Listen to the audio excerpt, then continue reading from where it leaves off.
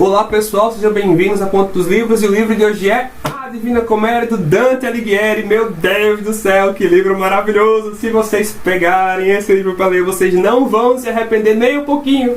Gente, que livro incrível! Principalmente, a minha parte favorita, já vou dizer de cara aqui, foi realmente a primeira parte, que foi a do inferno, porque o Dante passa por perigos, por desafios. É uma baita de uma aventura, e esse livro aqui, pessoal, é super importante para a história da literatura ocidental, porque ele vai trazer aqui vários pensamentos, como se fosse uma reunião dos pensamentos lá da época do Dante, aquela época medieval.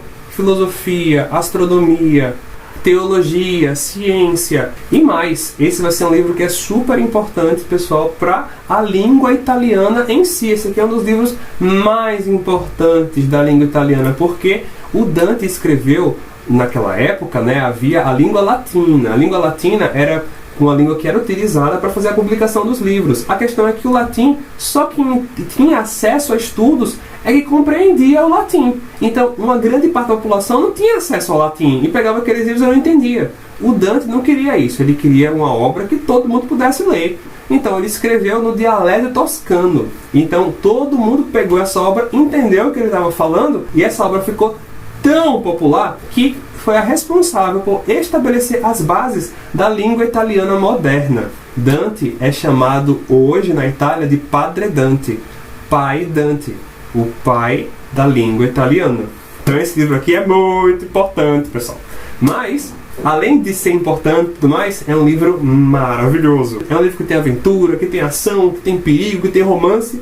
É um livro absurdamente delicioso de ler. E outra, super bonito, porque o Dante ele escrevia, né, poesia, então as imagens que ele vai criando são muito bonitas, pessoal. Mas vamos lá falar do livro em si.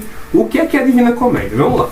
O Dante, pessoal, ele vai começar se colocando como o personagem principal da sua obra e vai dizer que depois de ele ter perdido seu caminho na vida, né, depois de ele ter feito ali umas coisas que não devia, de repente ele vai acordar numa selva tenebrosa que fica ao pé do Monte Gólgota. Né? Se lembra o Gólgota? Pois é, aquele mesmo onde Jesus foi crucificado. Então está pertinho ali de Jerusalém. E ele vai tentar subir aquele monte para que ele consiga ter uma visão melhor, ver se tem algum caminho para poder escapar, de alguma forma ele sair dali, e ele vai ser acossado por um leão, por uma loba e por uma onça, que não vão deixar ele subir o Monte Gólgota. Ele vai entrar em desespero, mas vai ser socorrido repentinamente por ninguém mais, ninguém menos que Virgílio, pessoal. Vocês lembram? O autor da Eneida. Ele vai aparecer ali em espírito, né? Ele não está vivo, está morto. Vai espantar aqueles animais e vai socorrer o Dante, dizendo que pode tirá-lo dali. Mas que tem uma coisa, ele vai oferecer um caminho um tanto quanto diferente. O Dante vai precisar passar pelo inferno, pelo purgatório, até chegar ao paraíso. Aí depois ele poderia voltar para casa. E aí o Dante se vende daquela situação, já imaginou passar pelo inferno, né? Aí ele fica, será que eu vou conseguir passar por isso, Virgílio? E o Virgílio vai explicar que ele está ali porque ele foi enviado por alguém lá do céu que está rogando por ele. E essa pessoa era ninguém mais, ninguém menos que Beatrice Portinari, né? Beatriz, que era sua grande amada, que alguns anos atrás havia morrido e se separaram dele por conta da morte. Ela desceu do céu, foi até o inferno onde o Virgílio estava e pediu para que o Virgílio socorresse o Dante naquele momento de angústia e direcionasse ele para um bom caminho.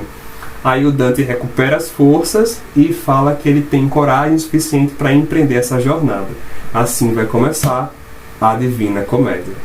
E pessoal, né, esse livro aqui vai ser encantador do início ao fim, mesmo passando pelo inferno. E já falei pra vocês, né, a minha parte favorita foi o inferno.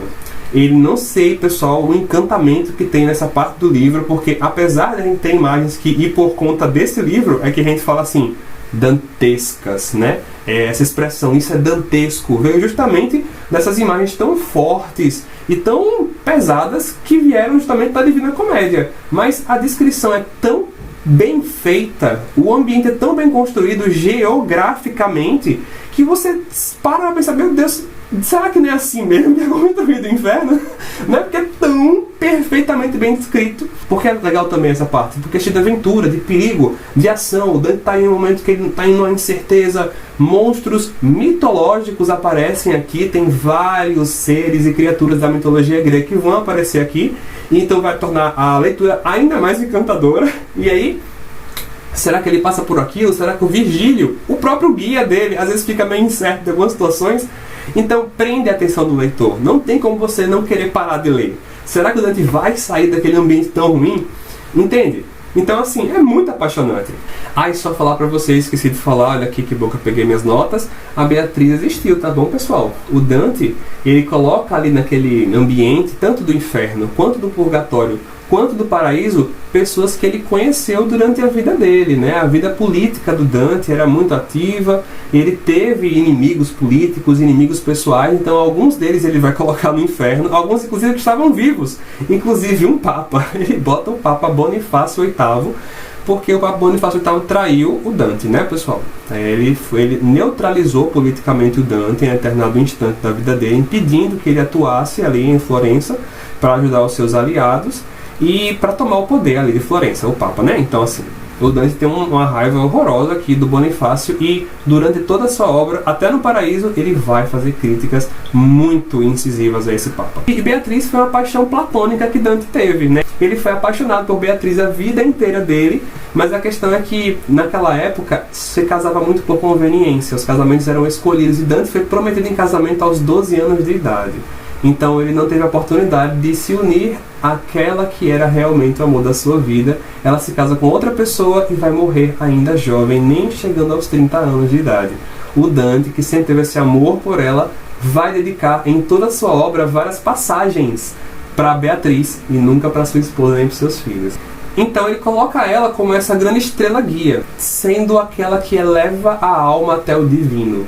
E ele vai transformar a Beatriz não num símbolo de sensualidade, mas num símbolo de ponte até chegar a Deus. Mas bom, o Dante vai andando ali com o Virgílio, até que pertinho ali, né, eles vão encontrar a entrada para o inferno. O Virgílio vai levá-lo ali e tem um pórtico, tem uma entrada.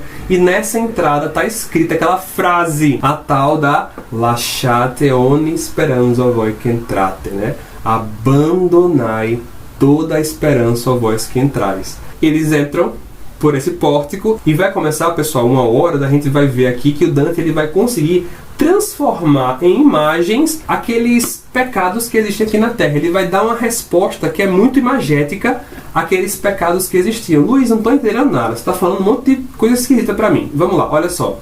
Antes de entrar no primeiro círculo do inferno, que é dividido em 9 círculos, vai ter primeiro uma antessala. E ali, pessoal, estão os indecisos e covardes. Aquelas pessoas que, por falta dessa coragem, não fizeram nem o bem para merecer estar no paraíso e nem o mal para poder entrar realmente no inferno. E essas pessoas estão sendo punidas como? Elas estão sendo o tempo inteiro picadas por moscas e mosquitos, tendo que se mexer o tempo inteiro para elas não ficarem grudadas na sua pele. Então, eles que foram paralisados durante toda a sua vida, ficaram inativos, não se mexeram, são forçados agora a se mexer por toda a eternidade, entendeu?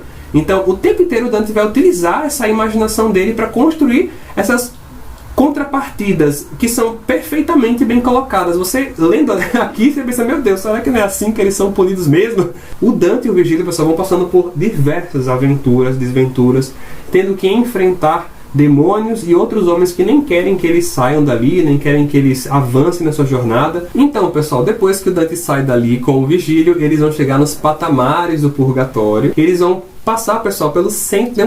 Tem um túnel que passa pelo centro da Terra. Eles atravessam a Terra inteira até chegar do outro lado, no hemisfério sul. Eles conseguem ver que tem o oceano e ali no meio tem uma ilha. E nessa ilha tem um monte. E esse monte seria então o monte do purgatório. E o último do purgatório que eu quero comentar é realmente o último patamar mesmo, onde o Dante vai ter que se despedir de Virgílio nesse instante. E quem vai ser a guia dele vai ser Beatriz. E ele vai sendo transportado junto com Beatriz para os céus do paraíso. E aí cada um deles representa uma virtude diferente que são apresentados pela Igreja Católica. E no último lá é o Empíreo, onde tem o próprio Deus.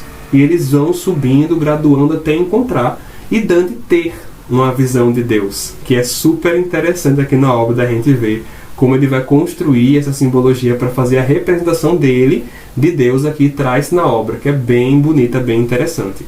E eu queria, pessoal, finalizar o vídeo comentando sobre essa edição aqui da Divina Comédia. A Novo Século, que é a editora dessa edição aqui, primou pela compreensão do que é dito. ela é voltada para você entender mesmo o que foi escrito pelo Dante. E ainda tem, pessoal, um livreto que é o Guia aos Navegantes, que vai ajudar a compreensão do leitor da primeira viagem, né, sobre as descrições de cada um dos círculos do inferno, patamares do purgatório, céus do paraíso, inclusive com um mapa, assim, ó, bem didático mesmo, para você entender direitinho onde cada coisa está e não se perder. Se é a primeira vez que você está pegando a Divina Comédia para ler, eu recomendo definitivamente essa edição aqui. É isso, pessoal, mais um vídeo vai chegando ao final. Se você gostou desse vídeo, por favor, deixa o seu like, inscreva-se no canal, ativa o sininho para não perder os próximos vídeos que vão ser lançados por aqui. Compartilhe esse vídeo com seus amigos, com a sua família. E é isso, pessoal. Mais uma vez, muito obrigado pela sua atenção, muito obrigado pela nossa travessia e até a próxima.